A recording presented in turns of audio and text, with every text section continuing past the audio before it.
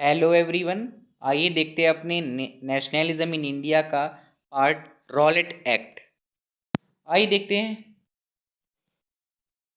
Gandhi ji in 1919 decided to launch a nationwide Satyagraha against the proposed Rowlatt Act 1919। तो यहाँ पर गांधी जी एक नेशन वाइड मतलब हर जगह पूरे देश में एक सत्याग्रह ब्रिटिशर्स के अगेंस्ट कर रहे थे 1919 में, जो द रॉलेट एक्ट ब्रिटिशर्स ने पास किया था। This act had been hardly pass through a imperial legislative council despite the united opposition of the Indian members. ये जो एक्ट था वो पास कर दिया गया बिना जो है इंडियन मेंबर वहाँ के इंपीरियल लेजिस्लेटिव काउंसिल के बिना पूछे, इंडियन मेंबर से पूछा नहीं गया वहाँ के, और ऐसे ही द रॉलेट एक्ट पास कर दिया गया। It give the government enormous power to repress political activities and allowed detention of political prisoners without trial for 2 years। तो ये जो द रॉलेट एक्ट था, यहाँ पर बताया जा रहा है द रॉलेट एक्ट के बारे में। ये जो रॉलेट एक्ट 1919 को पास हुआ वो काफ़ी पावर दे दे रहा था गवर्नमेंट को कि जितने भी पॉलिटिकल एक्टिविटीज़ हमारे लोग कर रहे हैं, फ्रीडम फाइटर जो कुछ भी कर रहे हैं, उसको दबाया जा सके। किसी को भी पकड़ करके जेल में डाल दिया जा सकता है और बिना किसी ट्रायल के लिए 2 साल के जेल में डाल देंगे। ये बहुत ज़्यादा पावर दे देता है द रॉलेट एक्ट। तो इसी के खिलाफ गांधी जी ने एक नेशन वाइड सत्याग्रह लॉन्च किया। या जहाँ जहाँ मैंने इसको अंडरलाइन और हाईलाइट कर रखा है, आप इसको नोट डाउन कर लीजिए। Mahatma Gandhi wanted non-violence civil disobedience against such unjust law, which would start with a battle on 6 अप्रैल। तो यहाँ पर यही बोला जा रहा है कि जो महात्मा गांधी ने non violence civil disobedient against, मतलब वो एक नॉन वायलेंस चाहते थे मूवमेंट, उसमें कोई हिंसा वगैरह ना हो, और ऐसे ही हम लोग द रॉलेट एक्ट को हटवा दें। और ये 6 अप्रैल को जो है शुरू हुआ। ठीक है। Rallies were organized in various cities. Workers went on strike in railway workshops and shop closed down। तो जो रेलवे जो थे उनके वेरियस सिटीज़ में, ऑर्गेनाइज्ड इन वेरियस सिटीज़, वहाँ के जो वर्कर्स थे वो स्ट्राइक्स पे चले गए सारे लोग। ठीक है। शॉप्स, दुकानें सब बंद हो गई। Alarmed by the popular upsurge the and scarred that lines of communication such as railways and telegraph would would be disrupted। तो यहाँ पर यही बताया जा रहा है कि जो लाइंस ऑफ कम्युनिकेशंस थे उनको हटा दिया गया। यह इम्पॉर्टेंट पॉइंट है, मतलब काट दिया गया। जो रेलवेज थे, जो टेलीग्राफ थे, जिससे आदमी पीपल से पीपल कनेक्ट हो पाता था, एक जगह से दूसरी जगह जाता था, वो काट दिए गए, वो पूरा सिस्टम हटा दिया गया। और local leaders were picked up from Amritsar and Mahatma Gandhi was barred from entering Delhi. तो जो लोकल लीडर्स थे, जो हमारे फ्रीडम फाइटर्स थे, जो इस लॉ के अगेंस्ट थे, उन लोगों को उठा लिया गया अमृतसर से, मतलब वहाँ से हट उठवा लिया गया, और जो महात्मा गांधी हैं उनको दिल्ली में आने से रोक दिया गया। ऑन काफ़ी बड़ा मूवमेंट था। ठीक है। On 10 April the police in Amritsar fired upon a peaceful procession provoking wide spread attacks on banks, post office and railway station. तो यहाँ पर देखिए बताया जा रहा है कि जो 10 अप्रैल को अमृतसर में जो वहाँ की पुलिस थी वो फायर कर दी, मतलब गोलियां वगैरह चलाने लगी, और जो बैंक्स थे, पोस्ट ऑफिस थे, रेलवे स्टेशंस थे, उस पर वाइड स्प्रेड अटैक हो गया। ठीक है। इंपॉर्टेंट पॉइंट्स है। और martial law was imposed and general Dyer to command. तो मार्शल लॉ पूरी जगह पे वहाँ पर इम्पोज हो गया, और जनरल डायर ने वो कमांड ले लिया। जनरल डायर पे काफ़ी चीज़ें इसमें बताई भी गई हैं। जनरल डायर जो जलियांवाला बाग कांड हुआ था उसी ने करवाया था। ये इस वाले पैराग्राफ में हम लोग पढ़ेंगे। ये वाला पैराग्राफ काफ़ी इम्पोर्टेंट है। ठीक है। ये देखिए, ये ये वाला, चलिए इसको भी देखते हैं। On 13 April, the infamous Jallianwala Bagh incident took place. On that day, a large crowd gathered in the enclosed ground of Jallianwala Bagh. Some came to protest against the government's new repressive measures. Others had come to attend the annual Baisakhi fair. Being from outside the city, many villagers were unaware of the martial law that had been imposed. तो यहाँ पर बताया जा रहा है कि जो 13 अप्रैल था वो इनफेमस है, मतलब फेमस बुरे काम के लिए है। वो जलियांवाला बाग, ठीक है, जब हुआ था। और यहाँ पर यह भी बोला जा रहा है कि तो जो जलियांवाला बाग था वहाँ पर काफ़ी भीड़ इकट्ठा हुई थी। भीड़ तो इसलिए भी इकट्ठा हुई थी कि जो एक के बाद एक जो रिप्रेसिव चीज़ें, मतलब जनता को दबाने के लिए ब्रिटिश गवर्नमेंट से हो रही थी, उसकी अगेंस्ट अपोज करने के लिए भी भीड़ जमा हुई थी।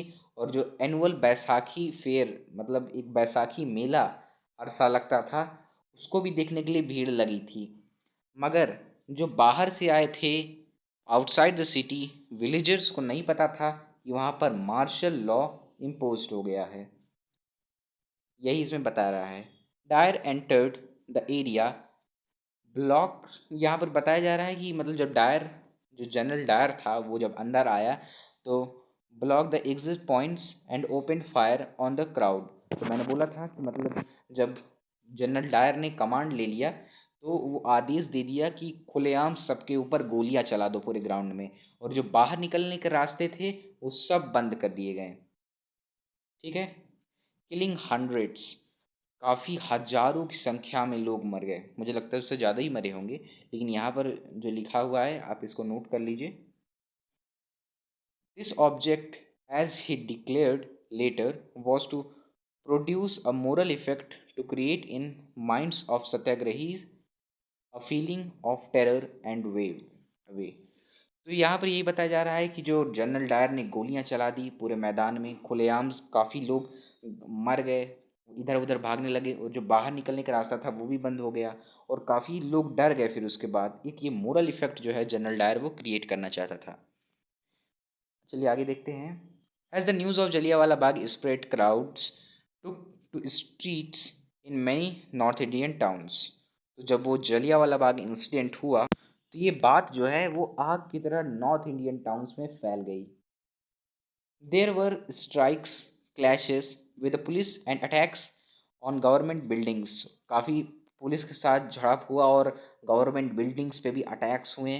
The government respond with brutal repression, मतलब कि गवर्नमेंट का भी बहुत ख़राब व्यवहार था वहाँ की उस ज़माने की जब ब्रिटिश गवर्नमेंट थी। तो यहाँ के इंडियंस के तरफ काफ़ी बुरा व्यवहार करते थे, मतलब अच्छे से उनके साथ पेश नहीं आते थे, काफ़ी ख़राब पॉलिसीज़ लाते थे। इस इमेजेस में भी देख सकते हैं किस तरह से, ये देखिए यहाँ पर जो वहाँ के लोग, जो गवर्नमेंट के लोग हैं, गन लिए हुए हैं, और ये इंडियन आदमी है, इसको दबा करके मारा जा रहा है, घसीटा जा रहा है, रगड़ा जा रहा है। ये इमेजेस में भी दिखाया गया है, ये आप देख सकते हैं ये। ठीक है, आइए आगे देखते हैं। Seeking to humiliate the and terrorise people, satyagrahis were forced to rub their nose on the ground. यहाँ पर काफ़ी ख़राब बर्ताव किया गया, जो वहाँ के जो इंडियंस थे उनके नाक रगड़वाए गए ज़मीन पे, क्रोल ऑन द स्ट्रीट। और जो है यहाँ पर इन्हें ज़मीन पर क्रोल करवाया गया, घसीटा गया, घुमाया गया, और एंड डू सलाम सल्यूट टू ऑल साहिब्स, और उनसे सलामी ठुकवाई गई, मतलब जबरन उनके साथ काफ़ी बुरा व्यवहार इंडियंस के साथ किया गया। People were flogged and villages around गुंजरवाला in Punjab now in Pakistan. तो यहाँ पर बताया जा रहा है कि एक जो जगह थी गुजरवाला, ये पंजाब में थी, अब ये जो है वो पाकिस्तान में है बंटवारा होने के बाद। Were bombed, seeing violence spread, Mahatma Gandhi called off the movement. और इतना ज़्यादा जो है वायलेंस फैल गया था तो उस मूवमेंट को महात्मा गांधी ने वापस ले लिया।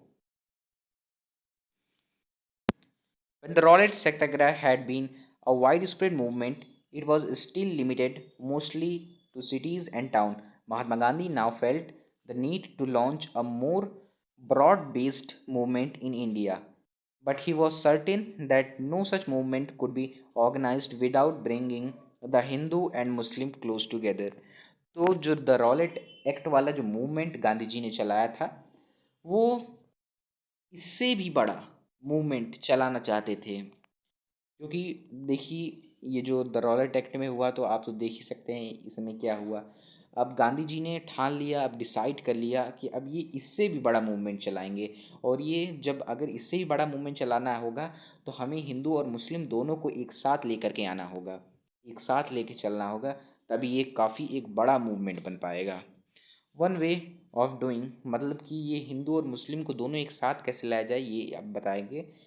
One way of doing this, he felt, was to take up the Khilafat issue.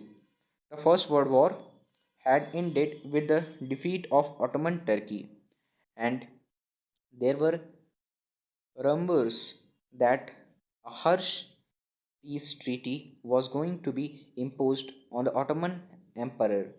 यहाँ पर बताया गया है कि ये चीज़ तभी हो सकती है जब, बताया जा रहा है कि जब द फर्स्ट वर्ल्ड वॉर हुआ, तब उसके बाद जब ऑटोमन टर्की था वो हार गया था, तो वहाँ के जो जो खलीफा थे उनके साथ काफ़ी बुरी ट्रीटी की गई, काफ़ी ख़राब व्यवहार किया गया। जो मुसलमान के एक तरह से आप कह सकते हैं हेड थे, उनके साथ काफ़ी बुरा बर्ताव किया गया। तो इस चीज़ को ब्रिटिश गवर्नमेंट के सामने उठा करके हम लोग मुस्लिम को एक साथ ला सकते हैं, यहाँ पर बताया जा रहा है। The spiritual head of the Islamic world, the Khalifa, ये जो खलीफा वाले बात को उठवा करके हिंदू मुस्लिम को एक कर लिया जाएगा। गांधी जी जो है प्रपोजल लेकर के गए मुस्लिम के पास कि देखिए हम आपका ये जो खलीफा वाला मूवमेंट है वो उठाएंगे। To defend the Khalifa's temporal powers, a Khalifat committee was forced to Bombay in March 1919। तो ये देखिए यहाँ पर बताया जा रहा है, तो जो खलीफा को बचाने के लिए एक कमिटी बनाई गई बॉम्बे में, जो है मार्च में 1919 में। इम्पॉर्टेंट पॉइंट्स हैं, देखिए आप इसको अंडरलाइन करते रहिए। A young generation of Muslim leaders like the brothers Muhammad Ali and Shaukat Ali began discussing with Mahatma Gandhi about the possibility of a united mass action on the issue. Gandhiji saw this as an opportunity to bring Muslim under the umbrella of unified national movement। तो जो यहाँ पर बताया जा रहा है कि जो दो ब्रदर्स थे मोहम्मद अली और शौकत अली, तो मोहम्मद अली और शौकत अली के बारे में बताया जा रहा है कि ये जो दो मुस्लिम ब्रदर्स थे मोहम्मद अली और शौकत अली, ये महात्मा गांधी के साथ मिल गए ये जो खलीफा वाले मूवमेंट को उठाने के लिए। और तो ये एक अपॉर्चुनिटी थी कि एक ही अम्ब्रेला में, मतलब मुस्लिम्स और हिंदूस को एक साथ लाने के लिए एकमात्र ये जो है ये एक अपॉर्चुनिटी गांधी जी को दिखी। एट द कैलकुलेट सेशन, बहुत ही इंपॉर्टेंट पॉइंट ये जो मैंने अंडरलाइन किया हुआ है उसको अंडरलाइन करते जाइए आप, ठीक है। आगे देखते हैं। Of the Congress in September 1920, he convinced other leaders of the need to start a non-cooperation movement in support of, देखिए इम्पॉर्टेंट पॉइंट है, खिलाफत एज वेल एज स्वराज। यहाँ पर हम लोग को स्वराज की भी बात उठानी है, ठीक है। जो सेशन में कांग्रेस के सेशन में 1920 में डिसाइड किया गया कि आप खिलाफत के साथ साथ स्वराज की भी बात उठाइए। अब हम लोग नॉन कोऑपरेशन का देखेंगे। Why non cooperation? Non cooperation movement क्या था, कैसे उठा, कैसे हुआ, चलिए देखते हैं अपना non cooperation movement. In this famous book Hind Swaraj 1999, Mahatma Gandhi declared that British rule was established in India with the cooperation of Indians and had survived only because of this cooperation. If Indians refused to cooperate, British rule in India would collapse within a year and Swaraj would come।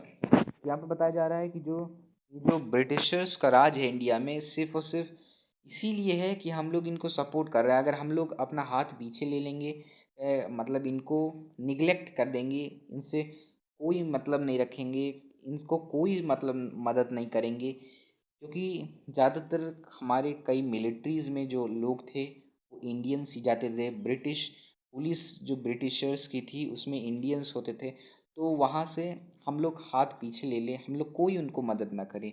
Non cooperation का मतलब ये होता है कि cooperate ना करना, कोई मदद ना करना, नॉन कॉपरेशन। ठीक है। तो उनकी जो द फेमस बुक थी हिंद स्वराज, आप इसको नोट डाउन कर लीजिए, ये काफ़ी इम्पोर्टेंट है। तो इसमें बताया है, डिक्लेयर किया है कि इस्टेब्लिश्ड जो हुआ है इंडिया में वो केवल केवल इंडियंस की वजह से हुआ। अगर इंडियंस चाहे कि हम लोग सहयोग ना करें, हम लोग कॉपरेट ना करें ब्रिटिशर्स के साथ, तो सिर्फ एक साल के अंदर ही अंदर हम लोग स्वराज पालेंगे, हम लोग इंडिपेंडेंट हो जाएंगे। How could non cooperation become a movement, ये भी काफ़ी इम्पोर्टेंट है। चलिए आगे देखते हैं।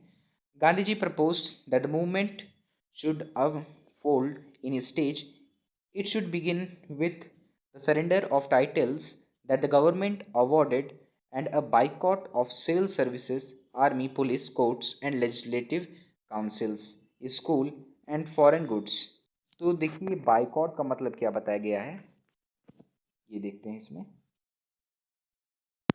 The refusal of to deal and associate with people or participate in activities or buy and use things, usually a form of protest।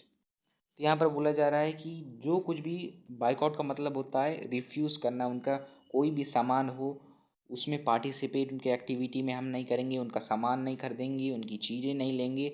एक तरह से ये प्रोटेस्ट टाइप का होता है, उनका कोई चीज़ नहीं यूज करना, उनको कोई सहयोग नहीं करना, उनको कोई हेल्प नहीं करना, उनका बाइकआउट करना। इसका मतलब बाइकआउट का यही होता है। तो इस वाले पैराग्राफ में ये बोला जा रहा है, ये काफ़ी इंपॉर्टेंट पैराग्राफ है। इसमें बोला जा रहा है नॉन कॉपरेशन मूवमेंट के बारे में कि जो मूवमेंट था उसमें जो इंडियंस को ब्रिटिश गवर्नमेंट ने काफ़ी गवर्नमेंट अवार्ड्स दिए हुए हैं, जो टाइटल दिया हुआ था, सर का टाइटल देते थे वो सब, काफ़ी इम्पोर्टेंट पर्सन को ही सर का टाइटल मिलता था। तो वो सर के टाइटल को ब्रिटिश गवर्नमेंट को हम लोग लौटा देंगे, और सिविल सर्विसेज, पुलिस, कोर्ट्स, ये लेजिस्लेटिव, ये सब जितने भी चीज़ें हैं वहाँ से हम लोग हाथ पीछे ले लेंगे। मतलब कि हम लोग सिविल सर्विसेज, आर्मी, जितनी भी चीज़ें हैं हम लोग उसमें नहीं जाएंगे, हम लोग लौट आएंगे। हम लोग कोई सिविल सर्विसेज के एग्ज़ाम में नहीं जाएंगे जो ब्रिटिश का होता है, आर्मीज़ में हम लोग नहीं जाएंगे, पुलिस में नहीं जाएंगे, हम लोग वहाँ की ब्रिटिश की स्कूलों में नहीं जाएंगे, अपने खुद का स्कूल बनाएंगे, ये होता है। Then in case the government used repression और full civil disobedience campaign would be launched those through the summer of 1920। Mahatma Gandhi and Shaukat Ali turned extensively mobilized popular support for the movement। यहाँ पर बताया जा रहा है कि जो ब्रिटिश गवर्नमेंट वो काफ़ी जो दबाव डालेगी, तो हम लोग जो है समर में 1920 में ये हम लोग भी, महात्मा गांधी और ये जो शौकत अली, ये दोनों मिल कल के काफ़ी तेज़ी से लोगों को जागरूक करेंगे और एक बड़ा मूवमेंट हम लोग चलाएंगे, ये नॉन कॉपरेशन का मूवमेंट। शौकत अली और महात्मा गांधी ने मिलकर के काफ़ी बड़ा एक नॉन कॉपरेशन मूवमेंट चलाया। ठीक है। Many within the Congress were, however, concerned about the proposal. They were reluctant to boycott the council elections scheduled for November 1920, and they feared that the movement might lead to popular violence. In the months between September and December, there was an intense tussle within the Congress. For a while, there seemed no meeting point between the supporters and the opponents for the movement। तो यहाँ पर देखिए बताया जा रहा है कि कांग्रेस की मीटिंग हुई ये जो नॉन कॉपरेशन को लेकर के 1920 में।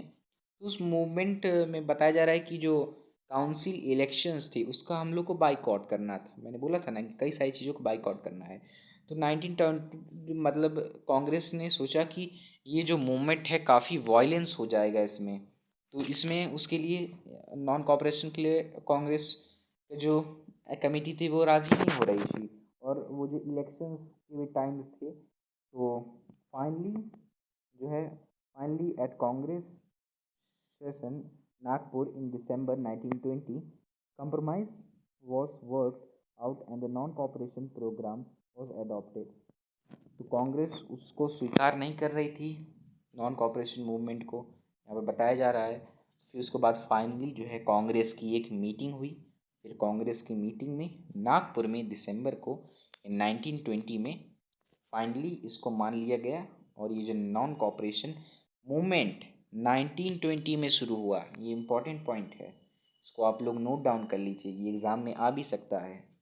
ठीक है, नॉन कॉपरेशन मूवमेंट कब स्टार्ट हुआ, when was non cooperation movement start. ठीक है, तो कैसा लगा लोग बताइए। ये एक काफ़ी इम्पॉर्टेंट पार्ट था, इसमें बताया गया था रॉलेट एक्ट के। ये क्वेश्चन ये भी यहाँ से आ सकता है कि जो द रॉलेट एक्ट कैसी पावर जो है गवर्नमेंट को दे रही थी, तो काफ़ी पावर दे रही थी, 2 साल तक जेल भेज सकते हैं बिना किसी ट्रायल के। इम्पॉर्टेंट पॉइंट है। 6 अप्रैल को ये शुरू हुआ और लोकल लीडर्स को अमृतसर से उठा लिया गया। जनरल डायर ने कमान ले लिया, जनरल डायर ने गोली चलवा दी जलियांवाला बाग कांड में। काफ़ी चीज़ें, काफ़ी कुछ यहाँ पर याद करने वाले हैं। और हाँ, 2 नाम आप लोग को याद करना पड़ेगा। 2 नाम बहुत इम्पॉर्टेंट है, एक मोहम्मद अली और शौकत अली। ठीक है, 2 मुस्लिम ब्रदर्स थे। गांधी जी की हिंद स्वराज बुक भी आपको याद करनी पड़ेगी। ठीक है,